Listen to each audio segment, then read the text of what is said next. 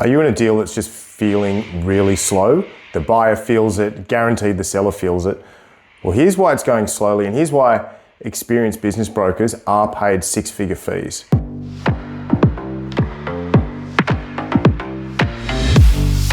It's really easy to think the biggest part of the broker's role is just to introduce the buyer and the seller.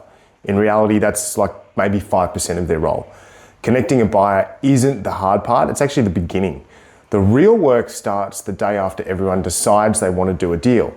And here's what I've learned after being involved in hundreds of transactions. Your deal feels slow because it's carrying friction. And they're two just very different things. Every transaction has friction. I've never seen one that didn't. It doesn't matter whether it's a small family business or a large private company. Once you've got a buyer, a seller, accountants, lawyers, banks, and advisors involved, friction is just going to be inevitable. So the question isn't whether it exists. The question is whether someone is finding it and removing it before it compounds. That's the broker's job. And that's where experienced brokers earn their fees. Not because we introduce two people, because we're constantly protecting momentum. Let me give you an example. Let's say the buyer asks for financial information and the seller sends through last year's figures. A week later, the accountant sends another version. Someone notices the numbers are different and now everyone's trying to work out which version is right. Nobody's lying, nobody's trying to mislead anyone, but confidence has just taken a little hit. And now there are more questions, more emails, more phone calls. Well, that's friction. Or here's another one. The seller has always assumed they're keeping, let's say, one of the motor vehicles. Maybe they're keeping some cash in the business.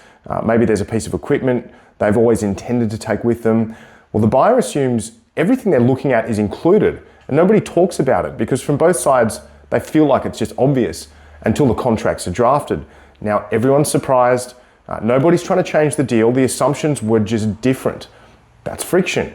Then there's relationship friction, and I see this all the time. A buyer sends an email, they're busy, it's short, it's direct. The seller reads it completely differently. Now they don't reply until the next day. The buyer starts wondering what's changed. Their next email becomes a little firmer. The seller becomes a little more defensive. Nothing has actually happened, but the relationship has shifted. And once trust starts eroding, everything slows down. And then you've got decision friction. The accountant is waiting on the seller. The lawyer is waiting on the accountant. The bank wants one more document.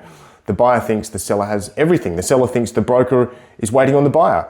And if you ask everyone where the transaction is sitting, you'll probably get 5 different answers. Nobody actually owns the next move. But here's the interesting part. None of these things delay a transaction by 3 months. They delay it by 2 days or 4 days or a week on their own.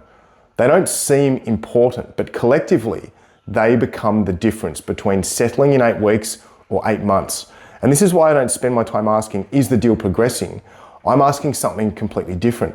Where's the friction today? What's the conversation that hasn't happened? What assumption hasn't been tested? Who's waiting on who? What's about to become tomorrow's problem if we don't deal with it today?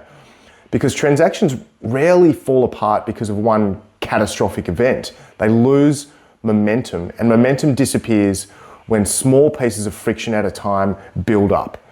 The best brokers I know aren't introducing buyers and sellers. They're constantly removing those invisible obstacles before they become visible to everyone else. And that's why transactions feel effortless. Not because they are, because someone has been working incredibly hard behind the scenes to keep them moving.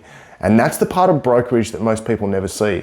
It's also the part that creates the most value.